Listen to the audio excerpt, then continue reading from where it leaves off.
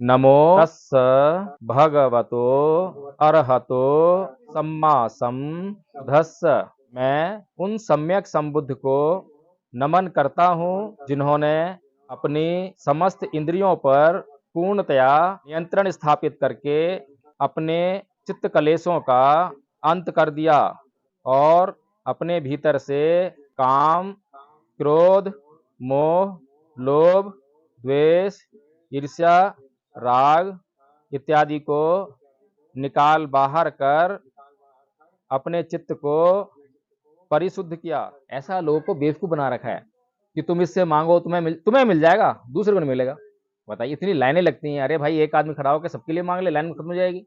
पर लाइन से फायदा किसको हो रहा है? अगर एक आदमी मांगेगा तो 1 रुपये चढ़ेगा, 100 आदमी चढ़ाएंगे तो 100 रुपये आएगा। तो 100 रुपये कहाँ जा रहा है? भगवान को जा रहा है या पुजारी जा रहा है? तो इसीलिए वो जो है ये नहीं कहता कि तू अकेला मांग ले सबके लिए, वो कहता है कि सारे मांगो। उन्होंने सम्राट अशोक को महान इसलिए नहीं कहा कि अगर उसको महान कह दे तो यहाँ के लोग जो है सम्राट अशोक के बारे में पढ़ते और फिर ये जानते कि सम्राट अशोक ने बौद्ध धर्म प्रचार किया था, फिर वो बौद्ध धर्म पढ़ते और बौद्ध धर्म पढ़ते तो बौद्ध धर्म कितना अच्छा है वो जान जाते। फिर दोबारा से यहाँ पर समस्या क्या हुई? समस्या ये हुई कि जब वो मंदिर जाता है तो वो पुजारी उसको मना नहीं करता कि तू शराब पीने वाला है, तू बीड़ी पीने वाला है, तू गाली देने वाला है, तू जुआ खेलने वाला है, तू धार्मिक नहीं है, तू मंदिर में नहीं आएगा। ऐसा बोलता है कभी?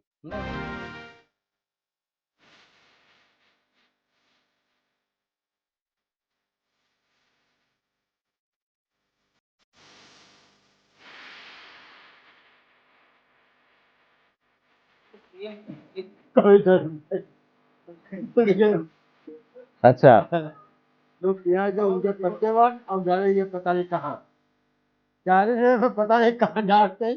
अच्छा, पीने वाले जो है धार्मिक नहीं है, वो मुसलमान है वो तो?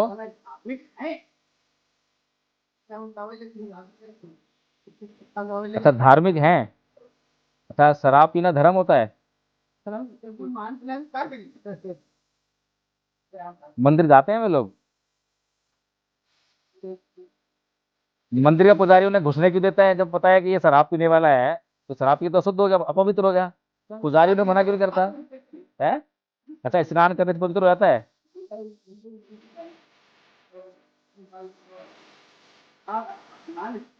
कुछ भी करे उसके बाद में अगर मंत्र ना बोली हो तो बताओ नहीं माना जाएगा।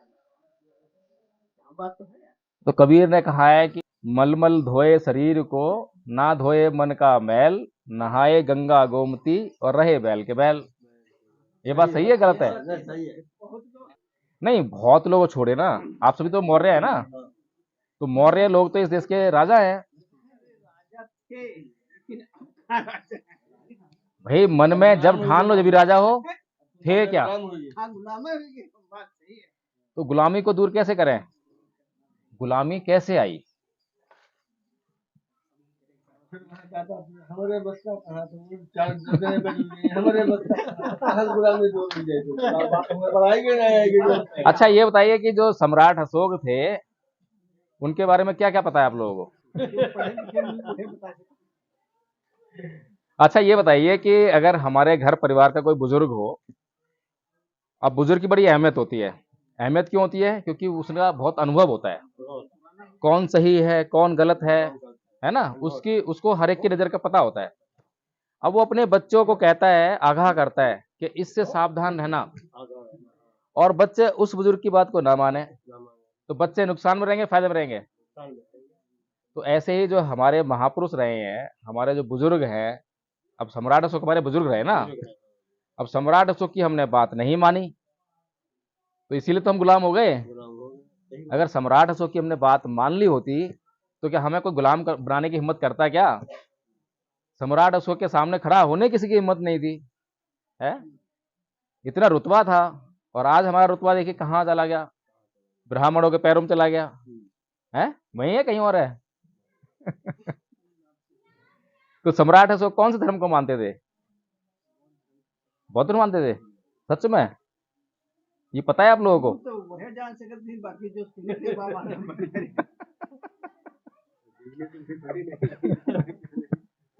अच्छा, तो ये बताइए कि हमारे पूर्वज का जो धर्म है वही हमारा धर्म होगा या अलग हो जाएगा? माना जाए लेकिन आगे चल के आदमी जब बदल जाती है हर घर में तो परिवर्तन हो जाता चलो कोई बात नहीं, बदल गए। अब बदलना तो कभी हो सकता है ना, पहले बदल गया फिर बदल सकते हैं, बदलने में क्या है? तो कभी भी बदल सकते हैं ना, पहले ही बदले और अभी बदल सकते हो, पर बदलें क्यों, प्रश्न ये होना चाहिए। सही बात है गलत बात है? कि बदलें क्यों, बदलने का कारण होगा तो बदलना ही पड़ेगा। क्यों बदलना पड़ेगा जब जरूरत नहीं होगी तो? कपड़े साफ पहन रखे हैं, फिर क्यों बदलूंगा मैं? कपड़े जैसे गंदे होंगे बदलने पड़ेंगे, क्योंकि कारण कारण किसे बदलता है ना आदमी। मैं भी तो वही कह रहा हूं कि अगर हमें आज भी सोचना पड़ेगा कि क्या आज भी हमें बदलने की जरूरत है। अगर जरूरत है और नहीं बदले तो नुकसान होगा, और जरूरत नहीं है बदल गए तो नुकसान होगा। सही बात है गलत बात है? तो बात तो आगे जरूरत पे, तो अब जरूरत को चेक करें। अभी मैं पूछ रहा था आपसे कि जो लोग शराब पीते हैं गांव में, वो कौन से धर्म को मानते हैं? तो आपने कहा कि कोई धर्म को नहीं मानते हैं। ये कितनी अच्छी बात है। है। सब धर्म के हम नहीं है। लेकिन समस्या क्या हुई? समस्या ये हुई कि जब वो मंदिर जाता है तो वो पुजारी उसको मना नहीं करता कि तू शराब पीने वाला है, तू बीड़ी पीने वाला है, तू गाली देने वाला है, तू जुआ खेलने वाला है, तू धार्मिक नहीं है, तू मंदिर में नहीं आएगा, ऐसा बोलता है कभी? नहीं। वही गड़बड़ है, क्योंकि ये धर्म नहीं है। लेकिन वो दारू पीकर मंदिर जात कहाँ यूं ना जात, बहुत कम जात में दारू पीकर ना जात। अभी क्या बताया था कबीर का मैंने? अरे वो पवित्र कब हुआ, कैसे हुआ? दोषी तो मन है। वो अभी मंदिर आया नहा के, मंदिर से जाके फिर अपवित्रता मन में है, तो शराब पीने का अवगुण जो है मन में है ना, तो मंदिर जाके फिर पी लेगा वो। फिर हमारा उद्देश्य क्या है मंदिर जाने का? मंदिर हम यूं गए क्या शुद्ध होने के लिए, और शुद्धता आ नहीं रही है। गंगा हम इसलिए गए शुद्ध होने के लिए, शुद्धता आ नहीं रही है। तो कबीर तो ठीक बोल रहे हैं। तो क्या बोल रहे हैं कि मन को जो है, मन का जो मैल है उसको दूर करो। शरीर का मैल कैसे दूर कर तुम पवित्र हो जाओगे? बात तो यही हुई ना। अच्छा ये बताइए, आप लोग सभी पहले बौद्ध थे, ये तो बात तय है, आपके सारे पूर्वज जो हैं सब बौद्ध ही थे। तो ऐसा क्या हुआ कि आप मतलब धर्म बदल के और हिंदू हो गए? और ये हिंदू धर्म तो कुछ है ही नहीं। कहीं पढ़ा है आपने हिंदू धर्म? रामायण में, महाभारत में, गीता में कहीं हिंदू धर्म है? कहीं लिखा है? माना जाते क्या करे। ये तो आज की भाषा है। मैंने कहा है कि आप जो है रामायण पढ़िए, चाहे वो रामचरितमानस पढ़िए, चाहे वो आप जो है वाल्मीकि रामायण पढ़िए, गीता पढ़िए, वेद पढ़िए, ये तो धर्म ग्रंथ हैं। यहीं से तो मालूम पड़ेगा कि इस धर्म का नाम क्या है। कहीं लिखा है कि इसका नाम जो है हिंदू धर्म है? कहीं ऐसा लिखा है? ये तो सवाल कई बार उठाया गया ना, उत्तर में क्या मिला कि कहीं भी नहीं लिखा है कि इसका नाम जो है, इस धर्म का नाम हिंदू धर्म है, कहीं नहीं लिखा हुआ।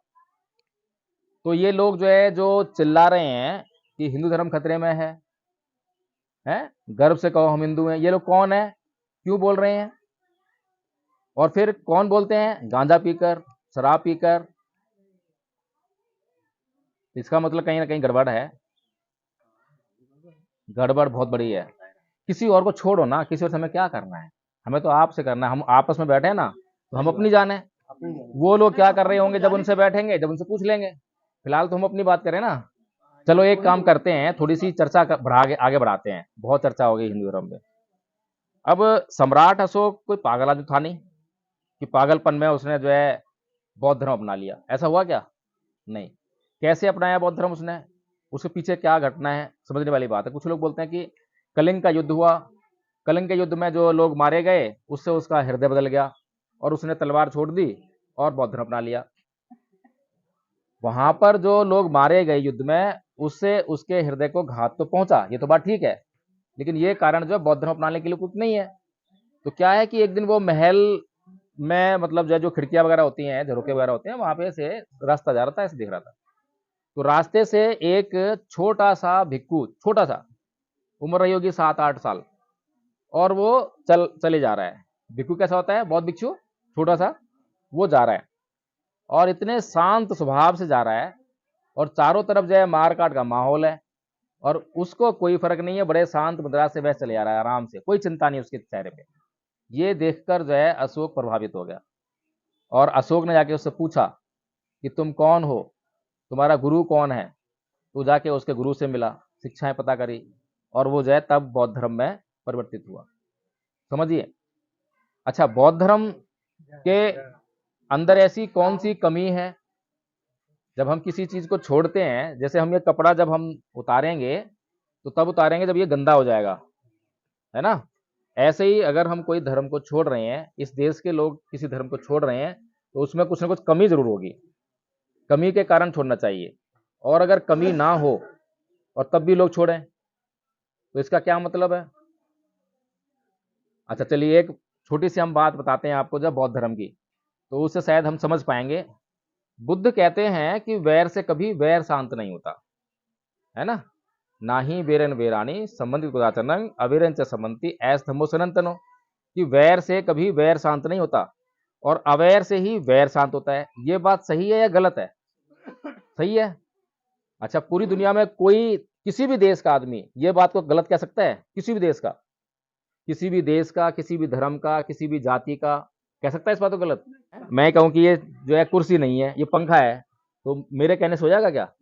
कोई ऐसे कैसे कह देगा? कोई नहीं जाए, लेकिन कहे वाले के मतलब मैं आपको कह दूं कि ये कुर्सी नहीं पंखा है, आप मान लोगे? नहीं, आप मुझसे पूछोगे नहीं कि कुर्सी नहीं है पंखा कैसे है ये? लेकिन बहस करना आदमी नहीं चाहते। चार लोग जब बैठे थे तो कुछ लोग बहस, देखिए, जो लोग बहस करना चाहते हैं उनका तो कोई उपाय नहीं है, उनका मतलब यह है कि उनको सुनना ही नहीं है।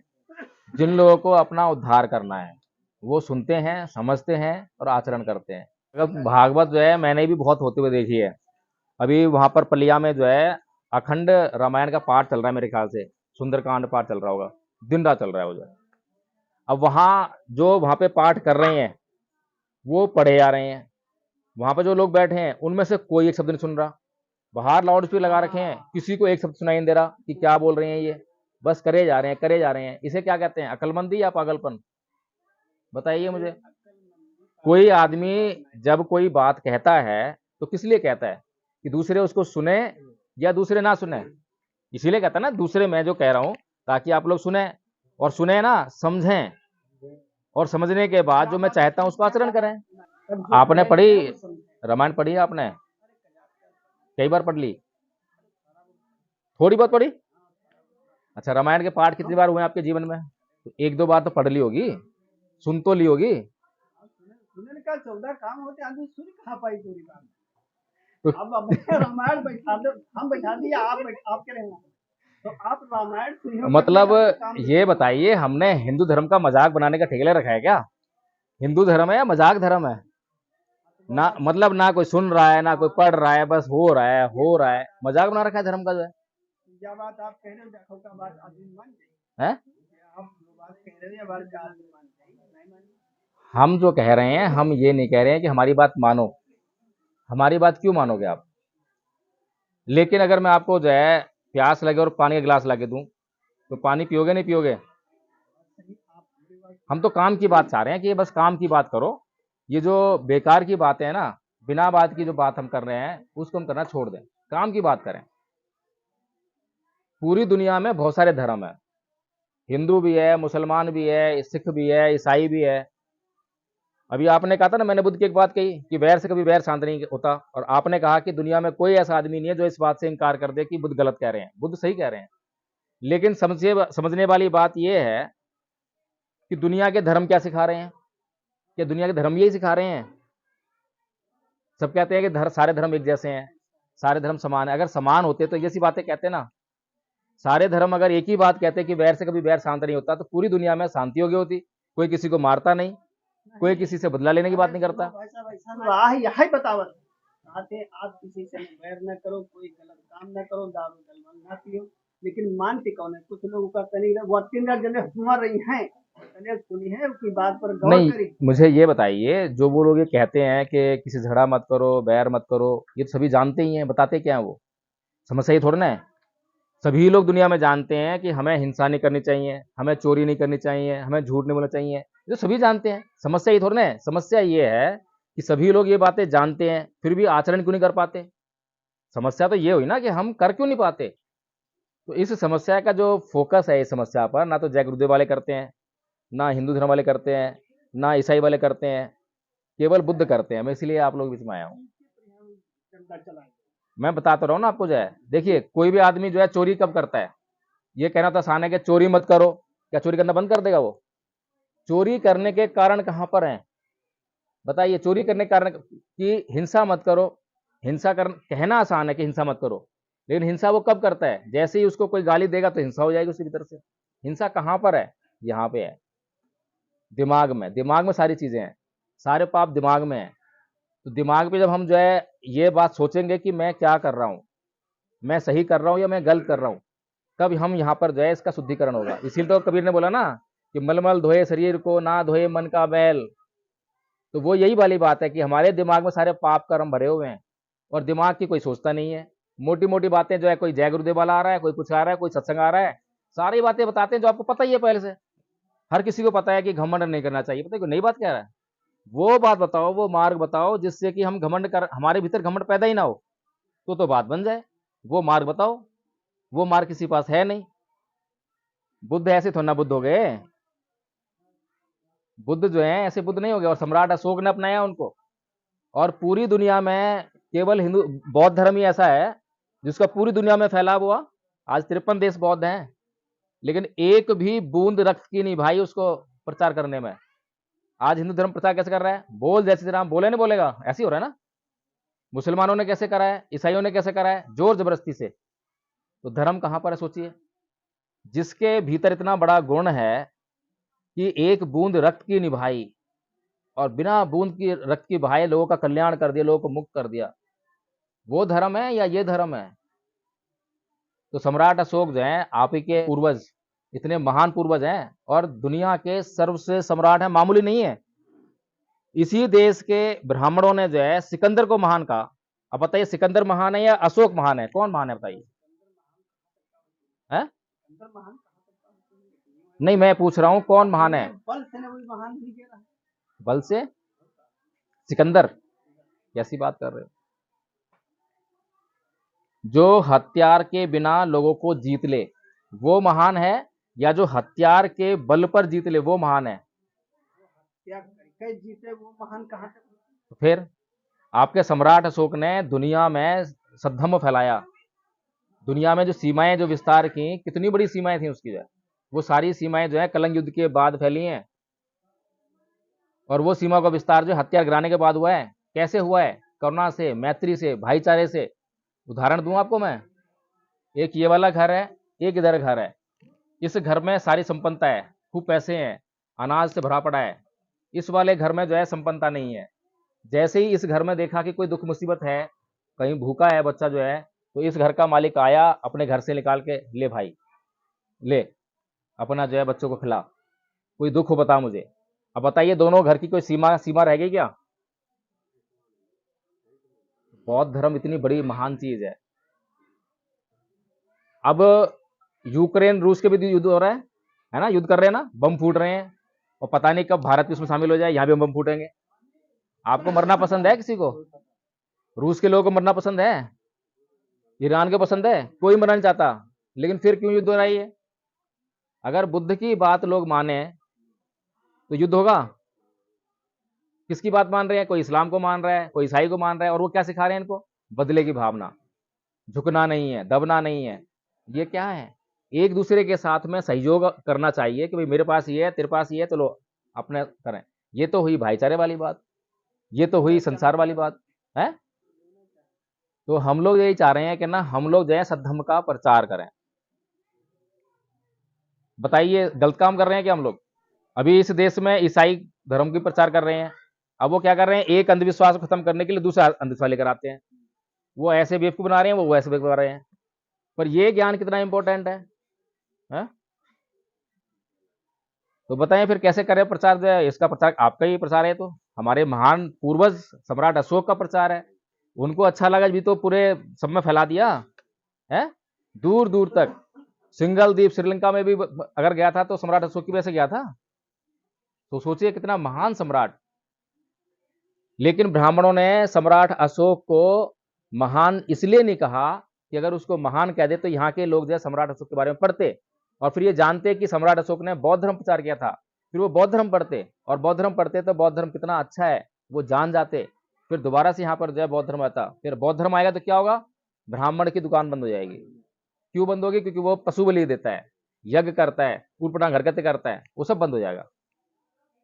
आज भी आप देख रहे हैं कि मतलब ब्राह्मणों ने जो है किस तरह से मतलब लोगों को मूर्ख बना के रखा हुआ है, कोई चमत्कार के नाम पे, कोई जादू के नाम पे। अब आप एक बार सोचो जरा, मोटी मोटी बात कर रहे हैं। सारे हिंदू लोग जो है मंदिर में जाते हैं, कुछ मांगने आते हैं ना, मांगने आते हैं कुछ। किसके लिए मांगते हैं? अपने लिए, अपने लिए, अपने बच्चों के लिए, अपने परिवार के लिए, बस। मुसलमान भी मांगने आता है मस्जिद में, वो किसके लिए मांगता है? अपने लिए। ईसाई भी जाता है मांगने के लिए, वो किसके लिए मांगता है? अपने लिए।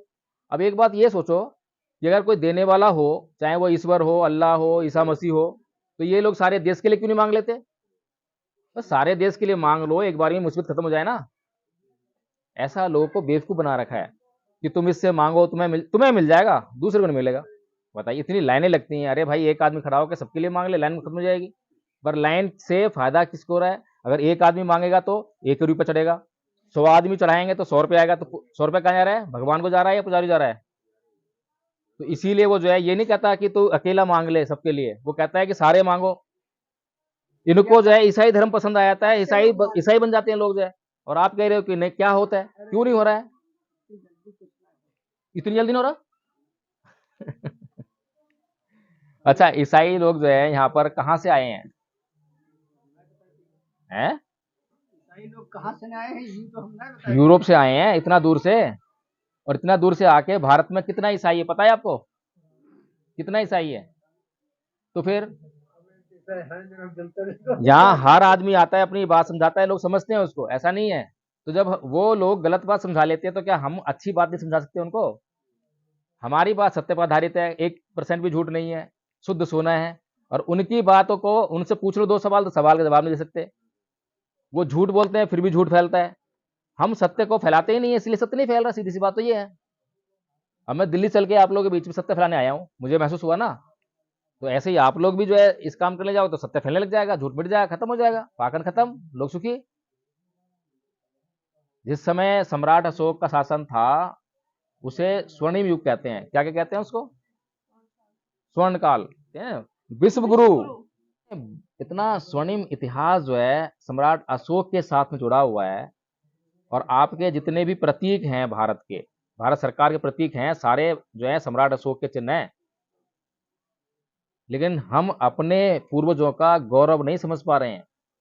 अगर हमें अपने पूर्वजों का गौरव समझ में आ जाए तो हम इस देश में क्रांति ले आए। इस देश में वो 3% आदमी जो है 97% पे राज कर रहा है। और 1 साल 2 साल से नहीं कर रहा, जब संविधान बना जब से, और संविधान से पहले भी कर रहा था। बस इस बात से कि हम जो है मूर्खता में अटके हुए हैं। तो बताइए क्या करें? कुछ करें? अब सीखना है, धम्म सीखना है, सीखेंगे। मूर्ख कभी प्रश्न कर ही नहीं सकता।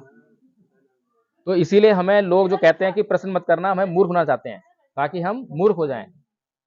आइए वंदना करते हैं, क्योंकि शुरुआत तो वैसे वंदना से ही करते हैं, लेकिन पहले समझने होता है, इसीलिए हमने पहले नहीं किया है। ये समझिए कि अगर इन ब्राह्मणों के हाथ में होता ये प्रतीकों को लेना, तो ये आपको ये प्रतीक नहीं देते। अभी मोदी जी के हाथ में आया तो क्या ले आए? वो सेंगोल ले आए ना। हमारा प्रतीक उन्होंने नष्ट करने का प्रयास किया है। तो वो आपके इतिहास को मिटाने में तुले हुए हैं और आप सोए हुए हैं। आपको अपने इतिहास की चिंता नहीं है। वो बाबा साहब डॉक्टर भीमराव अम्बेडकर थे जिन्होंने अशोक को पढ़ा और ये प्रतीक आपको दिला दिए। राष्ट्रपति भवन में जो है बुद्ध की मूर्ति लगी हुई है, किसी देवी देवता की नहीं लगी हुई है। चलिए पहले वंदना करते हैं, फिर करेंगे। चलिए हाथ जोड़िए थोड़ा सा। नमो तस्स भगवतो अरहतो सम्मा बुद्धस्स। नमो तस्स भगवतो अरहतो सम्मा बुद्धस्स। नमो तस्स भगवतो अरहतो सम्मा बुद्धस्स।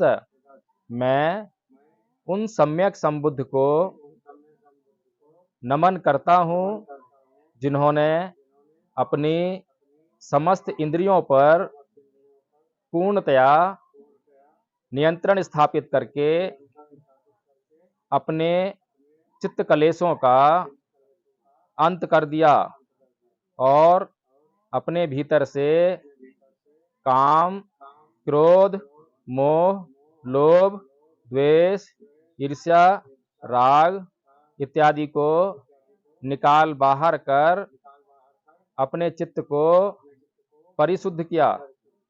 बुद्धं शरणं गच्छामि, धम्मं शरणं गच्छामि, संघं शरणं गच्छामि द्वितीयंपि बुद्धं शरणं गच्छामि द्वितीयंपि धम्मं शरणं गच्छामि द्वितीयंपि संघं शरणं गच्छामि तृतीयंपि बुद्धं शरणं गच्छामि तृतीयंपि धम्मं शरणं गच्छामि पाणातिपाता वेरमणि सिक्खापदं समादयामि।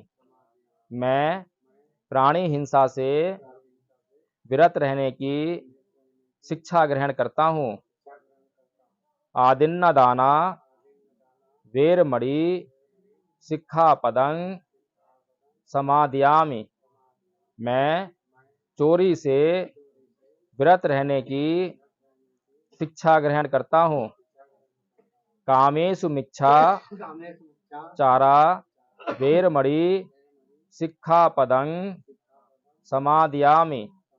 मैं व्यभिचार मिथ्या आचरण से विरत रहने की शिक्षा ग्रहण करता हूँ। मूसावादा वेरमणि सिक्खापदं समादयामि।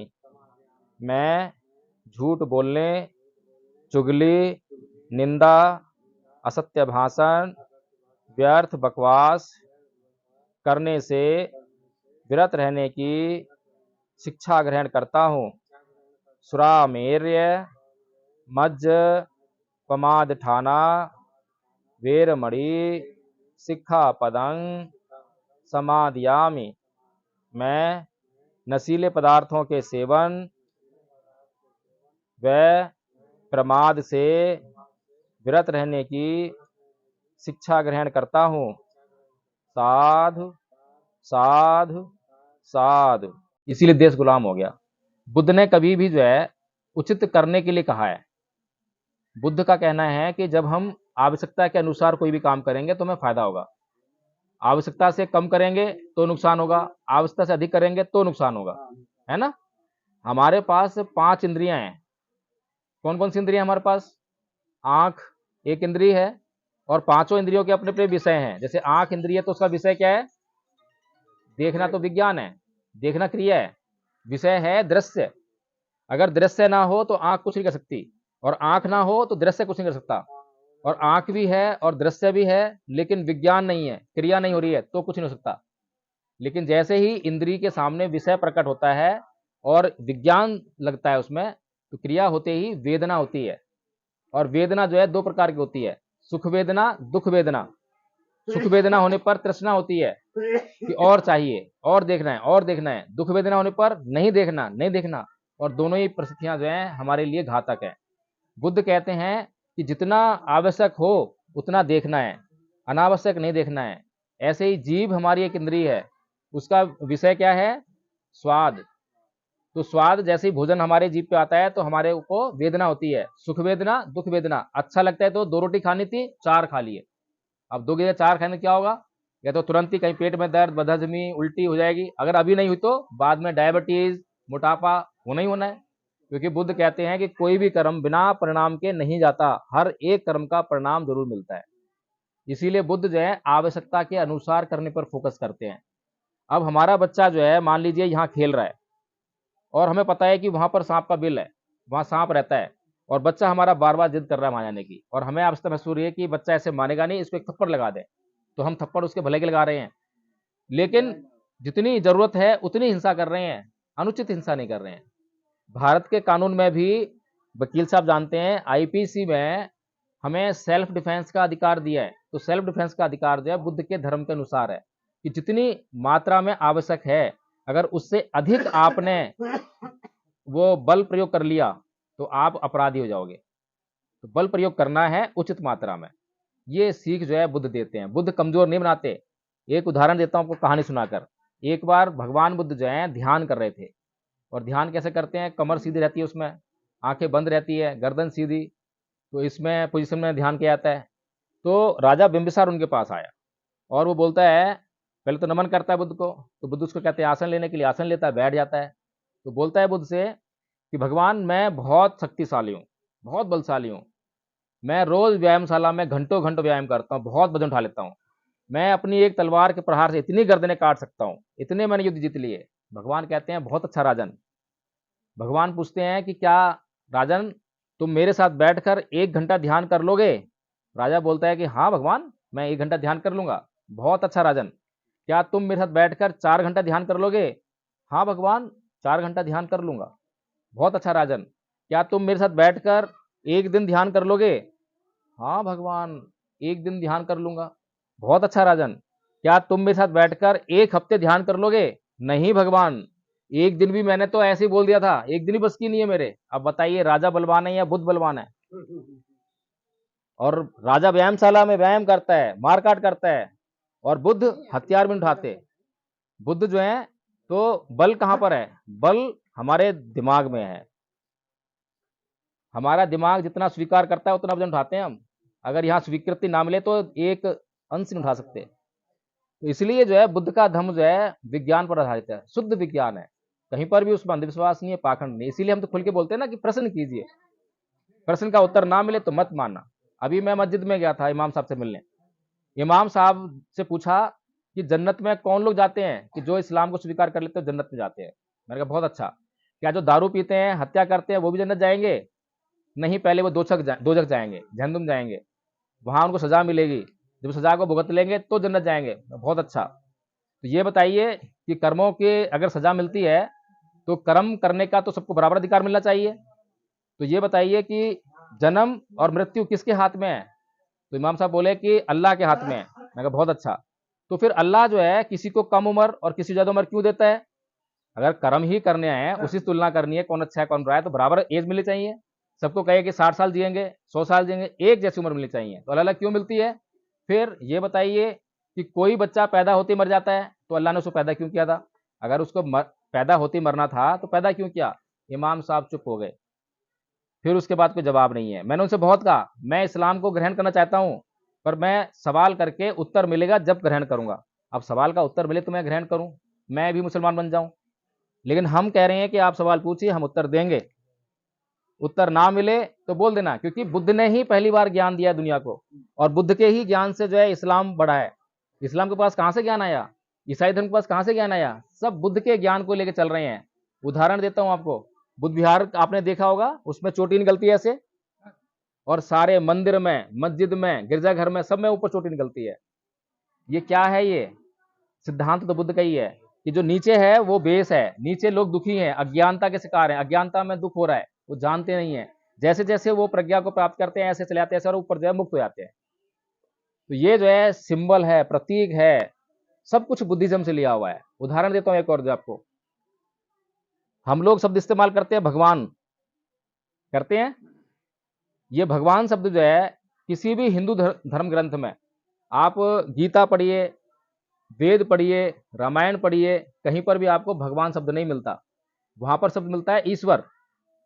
तो ईश्वर में और भगवान में अंतर है, दोनों एक शब्द नहीं है। क्योंकि भगवान शब्द जो है केवल बुद्ध के लिए प्रयुक्त हुआ है। क्यों हुआ है? क्योंकि भगवान शब्द का मतलब है, उसका मतलब है भग्ग रागो भग्ग दोषो भग्ग मोहो, यानी जिसने राग, द्वेष और मोह का भगन कर दिया वो भगवान है। तो अगर कोई अपने आप को कहता है कि मैं भी भगवान हूं या ये भगवान है, तो ये परिभाषा को उस पर अप्लाई करके देखना पड़ेगा। मापदंड मिल गया हमें, अप्लाई करो, अगर वो सही उतरता है, उस पर खरा उतरता है तो भगवान कहो, लेकिन नहीं उतरता तो कैसे भगवान मान लें? तो ईश्वर शब्द में और भगवान शब्द में बड़ा फर्क है। लेकिन जब भगवान शब्द की गरिमा समाज में स्थापित हो गई, जब इनको लगा कि सारा देश जो है भगवान भगवान कर रहा है, तो इन्होंने भगवान शब्द को चुरा लिया और ईश्वर को करना बंद करा, भगवान करना, भगवान राम, भगवान कृष्ण, भगवान कर दिए। तो चोरी की हुई है नहीं? तो ठीक है, फिर अब बताइए कितने लोग जो हैं अब, क्योंकि हमारे पास कोर्स है, आदरणीय आचार्य जी,